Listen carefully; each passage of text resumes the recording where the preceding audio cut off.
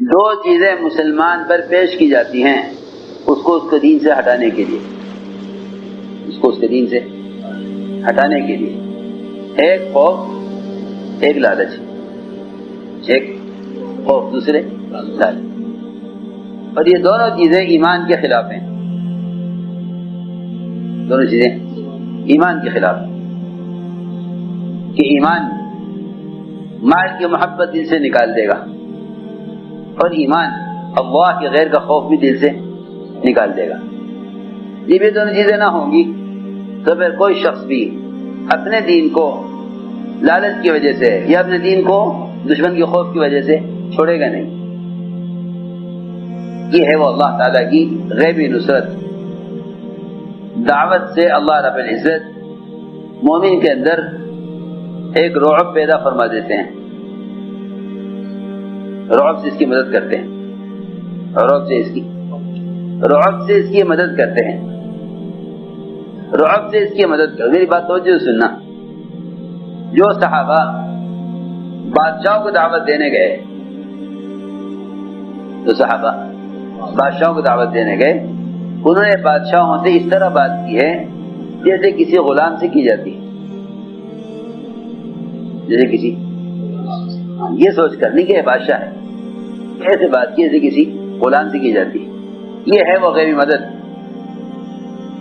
کہ آپ نے فرمایا اللہ نے میری مدد رعب سے کی ہے، اللہ نے میری مدد رعب سے کی ہے، 1 مہینے کی مسافت تک آپ کا رعب، اللہ نے میری مدد رعب سے کی ہے۔ ربیع بن عامر انہوں نے بادشاہ سے ملاقات کے لیے، اس کو دعوت دینے کے لیے سفر کیا۔ لوگوں نے کہا بادشاہ کے کہ بادشاہ سلامت تو آپ کو براہ راست نہیں مل سکتے، آپ ہمیں بتلائیے، ہم آپ کا پیغام بادشاہ تک پہنچا دیں گے۔ میری بات توجہ سننا، کسی ذریعے سے پیغام پہنچانا دعوت نہیں ہے، کسی ذریعے سے پیغام پہنچانا دعوت نہیں ہے۔ تنظیمیں تو ہو سکتی ہیں، دعوت نہیں۔ دعوت تو خود جا کر دعوت دینا ہے۔ یہی وجہ ہے کسریٰ کو دعوت دینے گئے، کسریٰ کے لوگوں نے کہا کہ آپ کا پیغام ہم پہنچا دیں گے۔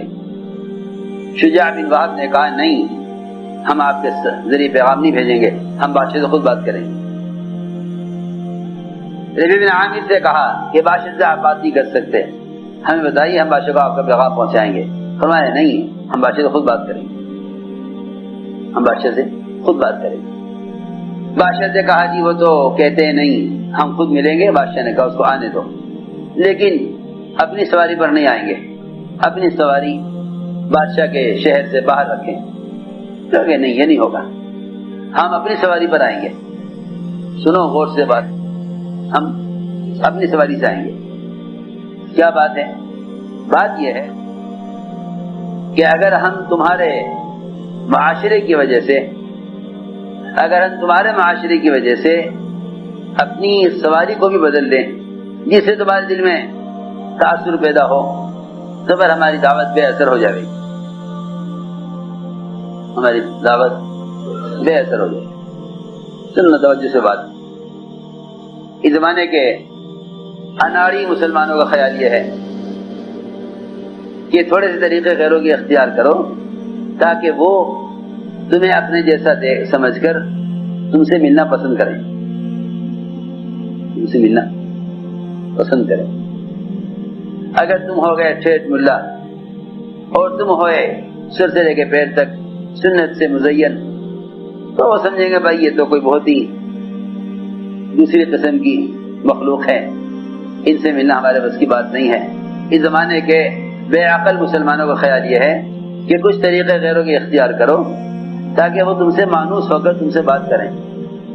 ہاں تم سے، جی ہاں، یہ الٹی سوچ ہے۔ ربیع بن عامر سواری بدلنے پر تیار نہ ہو کہ نہیں، ہم اپنے ٹٹو پر جائیں گے بادشاہ تک۔ بادشاہ کے محل تک چلے گئے، وہاں روک دیا گیا کہ پھر یہاں سے آپ بادشاہ کے سامنے تخت کے، اس کے تخت کے قریب تک پیدل جائیں۔ کہا نہیں، میں تو اپنی سواری پر بادشاہ کے تخت تک پہنچوں گا۔ بادشاہ سے کہا جی وہ تو نہیں مانتے کہ بھئی ان کو جیسے وہ آئے ایسے آنے.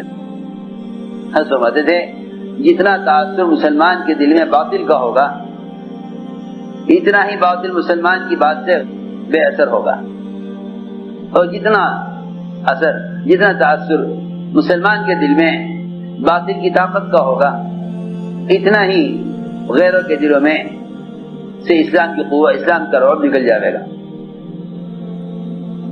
اسلام کا رعب تو اتباع سنت میں ہے. اسلام کا رعب بات یاد رکھو، اسلام کا رعب اتباع سنت میں ہے. جس رعب سے اللہ نے محمد صلی اللہ علیہ وسلم کی مدد کی ہے، اللہ نے وہ رعب قیامت تک کے لیے آپ کی سنتوں میں رکھ دیا. جو جتنا زیادہ سے زیادہ متبع سنت ہوگا اس سے باطل اتنا ہی زیادہ مرعوب ہوگا، اس سے باطل اتنا ہی ڈرے گا باطل اس شخص سے جو جتنا زیادہ سے زیادہ سنت کا پابند ہوگا. وہاں پہنچے تو ایسا نرم قالین کہ ان کے ٹٹو کے پاؤں اس میں دھسنے لگے، اسے چلا نہ جاوے. نیزہ اٹھایا اور سارا قالین پھاڑتے چلے گئے، زمین صاف کی اب ٹٹو کے چلنے کے لیے. وہ اتنا نرم قالین تھا کہ اس پر ٹٹو کے پاؤں دھس رہے تھے. اسے سارے قالین کو نیزے سے پھاڑا، سارے قالین کو نیزے سے پھاڑتے چلے گئے. بادشاہ کے تخت تک پہنچ گئے. سونے کے تاروں سے بنے ہوئے گاؤں تکیے بڑے بڑے رکھے ہوئے تھے. بڑا مزین کیا ہوا تھا بادشاہ نے اپنے محل کو ربیع بن عامر کو متاثر کرنے کے لیے.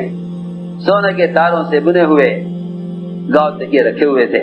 انہیں خیال ہوا کہ اب یہاں تک پہنچ گیا، اب ٹٹو سے اتر کر اس کے تخت پر چڑھ کر اس سے بات کرنی ہے. اور ٹٹو سے اترے تو وہ بھاگنے لگا ادھر ادھر، کیسے باندھنا ہے کہیں. اسے باندھنے کے لیے بادشاہ کے جو گاؤں تکیے سونے کے تاروں سے بنے ہوئے رکھے ہوئے تھے ان تکیوں کے اندر نیزے سے سوراخ کیا ہر بار، اس میں اپنے ٹٹو کی رسی کو پھرو کر باندھا. اتنے بھاری تکیے تھے سونے کے کہ وہ ٹٹو ان کو لے کے بھاگ نہیں سکتا تھا. ٹٹو کو باندھنے کے لیے اور کوئی راستہ نہ ملا تو انہوں نے سونے کے تاروں سے بنے ہوئے تکیوں میں اپنے نیزے سے سوراخ کیا اور اس میں رسی پروئی اور اپنے ٹٹو کو وہاں باندھ. یہ سارا منظر بادشاہ دیکھ رہا. جس دربار کو انہیں متاثر کرنے کے لیے سجایا گیا تھا انہیں یہ سارا کام اس لیے کیا تاکہ پہلے اس کے دل میں یہ بات بیٹھ جائے کہ مسلمان ہمارے ملک و مال سے متاثر نہیں ہے. اور مسلمان کا حال یہ ہے کہ تو بیچارہ دعائیں بھی کرے گا تو یوں دعا کرے گا کہ اے اللہ غیروں سے اقتدار ہٹ کر مسلمان کے پاس آ جائے، غیروں سے اقتدار ہٹ کر مسلمان کے پاس آ جائے. غیروں کے اسباب ان کا ملک و مال دیکھ کر یوں دعا کرے گا کاش یہ سارے ملک و مال اور یہ ساری حکومتیں اور یہ سارا دنیا کا سامان اور یہ سارے ہتھیار مسلمان کے پاس ہوتے تاکہ مسلمان کے ذریعے اسلام قائم کر لیتا.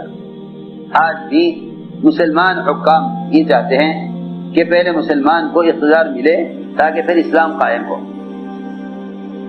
کیونکہ بات یہ ہے کہ جو مسلمان غیروں کے ملک و مال کے طالب ہوتے ہیں، جو مسلمان غیروں کے ملک و مال کے طالب ہوتے ہیں انہیں غیروں کے سامنے دب کر رہنا پڑے گا.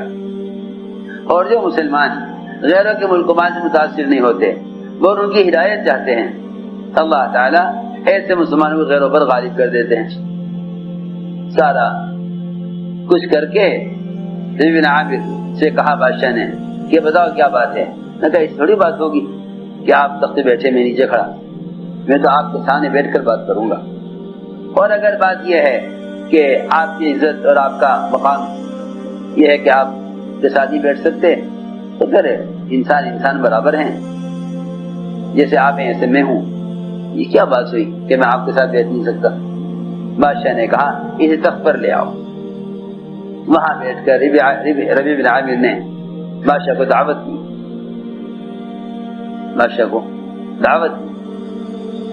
اور یہ کہا کہ یہ تو آپ یہ دین اختیار کر لیں جو ہم لائے ہیں تو پھر یہ ساری بادشاہت یہ سب کچھ آپ کے پاس رہے گا، سلامت رہے گا. اور اگر آپ کو یہ دین مطلوب نہیں جو اللہ نے ہمیں دے کر بھیجا ہے آپ کی طرف تو پھر آپ کا تخت اور تاج اور آپ کا ملک، اس پر ہم قبضہ کر چکے ہیں، اس پر ہم قبضہ کر چکے ہیں۔ بادشاہ نے کہا وزیروں سے، سنتے نہیں یہ کیا کہہ رہا، ہمارے ملک پر اس نے قبضہ کر لیا، ہمارے ملک پر اس نے قبضہ کر لیا، ہمارے نیچے کی زمین، ہمارے نیچے کی زمین پر بھی اس نے قبضہ کر لیا۔ لوگوں نے کہا بادشاہ سے، آپ اس پاگل کی باتوں میں آ گئے۔ بادشاہ نے کہا پاگل تم سب ہو، دیکھتے نہیں اس کی بات میں کتنی قوت ہے، دیکھتے نہیں اس کی بات میں کتنی قوت ہے۔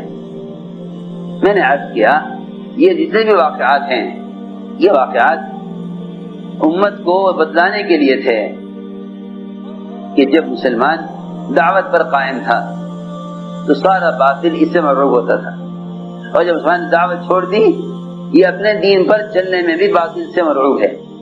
کیوں ڈر ڈر کر اسلام کے احکام پر چلتے ہیں کہ کوئی قانون اس کے خلاف نہ آ جائے، قانون اس کے خلاف نہ آ جائے، یوں ڈرتے ہیں کہ وہ قانون اس کے خلاف نہ آ جائے، اور یہ کہہ کر دین کے احکام چھوڑ دیتے ہیں کہ بھئی ہم جس شعبے میں ملازم ہیں وہاں دین کا فلاں کام نہیں ہو سکتا۔ کوئی تو سنتیں چھوڑے گا اور یہ سوچے گا کہ دنیا میں گزارا کرنا ہے، دنیا میں رہنا ہے، معاش کوئی کمائی کا ذریعہ اختیار کرنا ہے، مگر قانون یہ ہے کہ فلاں فلاں سنتیں آپ اس ملازمت کے ساتھ ان پر عمل نہیں کر سکتے۔ یہ کہہ کر سنتیں چھوڑ دے گا کہ بھئی یہ سنت ہے، فرض تو ہے نہیں، حلال کمانا تو فرض ہے مگر یہ سنت ہے، فرض نہیں ہے۔ میں جو کہنا چاہتا ہوں وہ یہ کہ جتنے بھی احکام ہیں چاہے وہ سنت کی لائن کے ہوں، چاہے وہ فرض کی لائن کے ہوں، چاہے واجبات کی لائن کے ہوں، چاہے وہ معاملات اور معاشرے کی لائن کے ہوں، جتنے بھی احکام ہیں ان سارے احکام پر مسلمان جب قائم رہ سکتا ہے جب وہ خود ان احکام کی طرف داعی بھی ہو، ان احکام کی طرف داعی بھی ہو۔ میری بات یاد رکھو، مسلمان جس عمل کی طرف دوسروں کو بلانا چھوڑ دے گا، مسلمان جس عمل کی طرف دوسروں کو بلانا چھوڑ دے گا، اس عمل کے خلاف اگر قانون آ گیا تو اللہ کی مدد نہیں آئے گی۔